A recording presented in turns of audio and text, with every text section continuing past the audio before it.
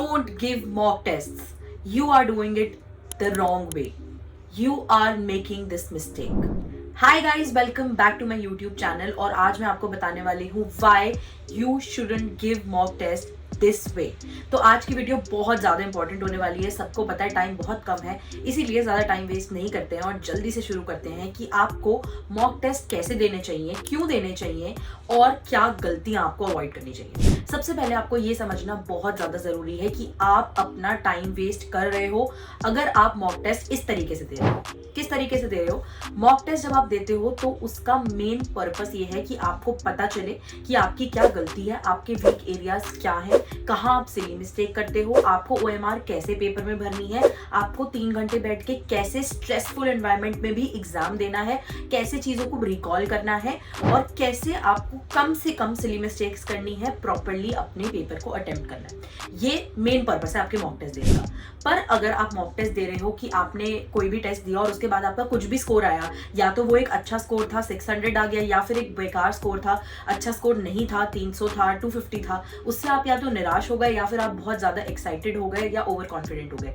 आप mock test इस time पर इसलिए नहीं दे रहे हो। जो भी मॉक टेस्ट आप दोगे उसके मार्क्स कहीं जुड़ने नहीं वाले हैं। आप ये मॉक टेस्ट सिर्फ इसलिए दोगे ताकि आप ये समझ पाओ कि कहाँ है आपके वीक एरियाज। और उसके लिए आपको क्या करना है, आप मॉक टेस्ट सबसे पहले तो 3 से 3.5 घंटे जितना भी आपका अलॉटेड टाइम है उसमें बैठकर ही दो, प्रॉपर टाइमर के साथ दो। दूसरी चीज आपको क्या करनी है, OMR पे जरूर फिल करो, क्योंकि अगर आप अभी OMR की प्रैक्टिस नहीं करोगे तो आप पेपर में आपको समझ में नहीं आएगा कि कैसे आपको OMR फिल करनी चाहिए, क्या आपको मिस्टेक्स अवॉइड करनी चाहिए। क्योंकि बहुत बार क्या होता है, हम पेपर पूरा सही अटेम्प्ट करते हैं पर OMR में गलती करते हैं, तो हमें वो चीज भी अवॉइड करनी है, वो भी आप अभी ही सीखने वाले हो। तो OMR पे कैसे फिल करना है, बीच में फिल करना है, सब्जेक्ट वाइज करना है, क्वेश्चन वाइज करना है, वो सब आप अभी सीखोगे। और OMR की क्या स्ट्रैटेजी है वो भी मैंने एक अलग वीडियो में बताई है, तो वो भी आप जाकर देख सकते हो। तो 2 चीजें सबसे पहले करनी है, 3 से 3.5 घंटे बैठकर पेपर देना है। दूसरा, OMR की प्रैक्टिस जरूर करनी है।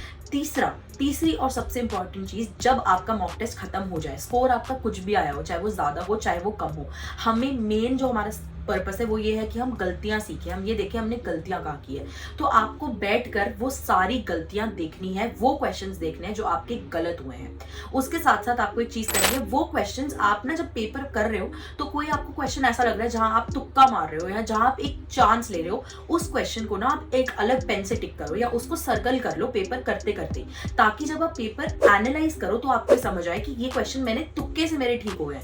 पर हो सकता है कि वो कॉन्सेप्ट आपको आता ना हो पर तुक्के से हो जाए। तो एक तो आपकी जो गलतियां हैं वो सारी की सारी गलतियां आपको पहले देखनी है एज इन कि उन गलतियों के जो भी चैप्टर्स, जिस भी चैप्टर से वो गलती हो रही है, जिस भी टॉपिक से वो गलती हो रही है, वो टॉपिक, वो चैप्टर अपनी बुक, अपने नोट्स में खोलो और देखो कि किस वजह से गलती हुई है। अगर वो एक सिली मिस्टेक है तो क्या करो, उसको क्वेश्चन को वहां से कट कर लो या फिर उस क्वेश्चन के को शॉर्ट फॉर्म पे एक पेपर पे लिख लो और अपने वॉल पे चिपका लो अपने रूम पे, ताकि आपको ये रिमाइंड करवाता रहे वो पेपर कि आपने ये सिली मिस्टेक की थी और वो आप अवॉइड कर पाओ फाइनल एग्जाम में। तो जो भी क्वेश्चन टॉपिक है उसको आप रिवाइज, कभी कभी ऐसा होता है हम कॉन्सेप्ट्स एनालाइज कर पाते हैं कि यार ये कॉन्सेप्ट ना मेरा वीक है या ये कॉन्सेप्ट मैंने गलत तरीके से समझा हुआ है, तो वो आप ठीक कर पाओगे। तो सबसे पहले ये गलतियां ठीक करनी है, सिली मिस्टेक्स को आपको प्रॉपरली नोटिस करना है कि हाँ मैं यहाँ पे सिली मिस्टेक करती हूँ, उसको चाहे आप वॉल पे चिपका लो।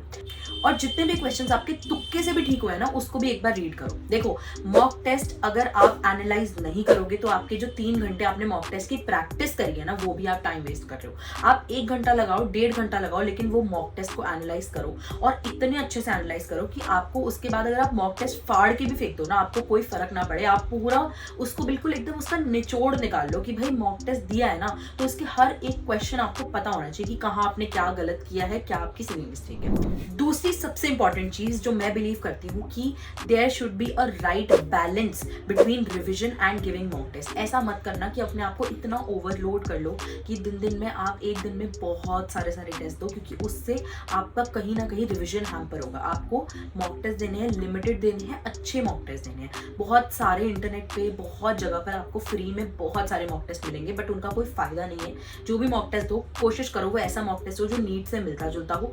कम दो लेकिन उनको एनालाइज बहुत अच्छे से करो। जो भी टेस्ट दो उसको निचोड़ लो कि मतलब उसके पेपर को आप फाड़ के फेंक दो, आपको फर्क ना पड़े। लेकिन बहुत नंबर और क्वांटिटी की तरफ मत भागो। मॉक टेस्ट दो फॉर रिविजन, देखो कि आपने जो रिवाइज किया आप कितना याद कर पा रहे हो, कौन सी चीज आप भूल रहे हो, that is the main purpose. साथ में मेरा टेलीग्राम चैनल है इशिता फॉर यू, जहाँ पर मैं बहुत सारी चीजें आपके साथ शेयर करने वाली हूँ, बहुत सारे पेपर्स शेयर करूंगी, बहुत सारे क्वेश्चंस नोट्स शेयर करूंगी, तो वो जरूर आप ज्वाइन कर सकते हैं। मेरे इंस्टाग्राम पेज को भी आप फॉलो कर सकते हैं और ऐसे ही पढ़ते रहो। आई होप ये वीडियो से आपको हेल्प मिली हो, एंड अगर आपको जेन्युइनली हेल्प मिली है तो do not forget to subscribe to this channel. See you guys, ऐसे ही पढ़ते रहो, मेहनत करते रहो।